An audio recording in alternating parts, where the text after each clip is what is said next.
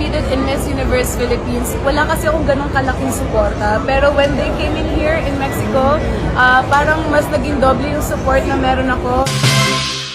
Naglabas ng reaksyon ng abogadong si Wilfredo Garrido hinggil sa pagkakaligwak ng pambato ng Philippines na si Chelsea Manalo sa katatapos lamang na Miss Universe 2024.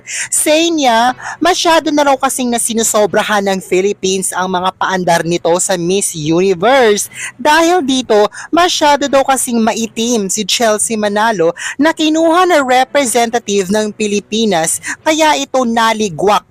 Sana raw ay mag-stick na lang daw sa conventional or sa normal na standards na hinahanap ng Miss Universe. Tigilan na raw ang mga pa-exotic beauty na yarn.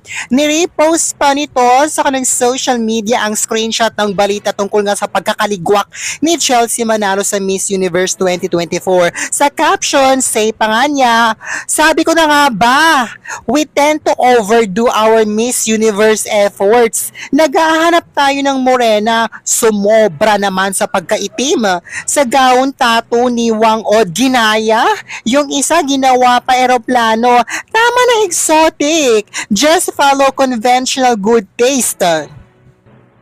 Samantala, usap-usapan na ngayon sa social media ang bagong reigning Miss Universe 2024 Queen na si Denmark na tumalo kay Chelsea Manalo. Sa sobrang ganda raw kasi nito ay kahit ang mga sikat at pinakamayayaman sa buong mundo ay napansin raw ang kanyang ganda. Hindi kasi napigilan ng pinakamayamang tao sa buong mundo na si Elon Musk na mapa-comment sa ganda ng bagong Miss Universe 2024 Queen na si Denmark.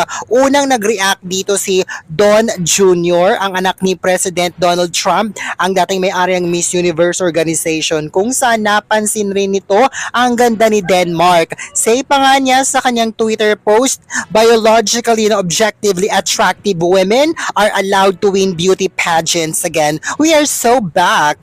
Makikita nag-comment rito si Elon Musk, kung saan sa pamamagitan ng fire emojis, sinabi niya na hot raw ang ganda ni Denmark. Nirepost din Elon Musk ang balita tungkol sa pagkakapanalo ni Denmark sa Miss Universe 2024 dahil sobrang ganda raw kasi nito. Samantala, kasalukuyan na ngayong nasa Los Angeles si Chelsea Manalo nagbabakasyon kasama ang kanyang pamilya matapos lumaban sa Miss Universe 2024. Makikitang nagbahagi pa ito ng ilang mga larawan kasama ang kanyang pamilya na namamasyal sa Universal Studios Hollywood sa Los Angeles. Ayan. Anong say mo sa hanash ng abogadong si Wilfredo Garrido? Agree ka ba sa kanya?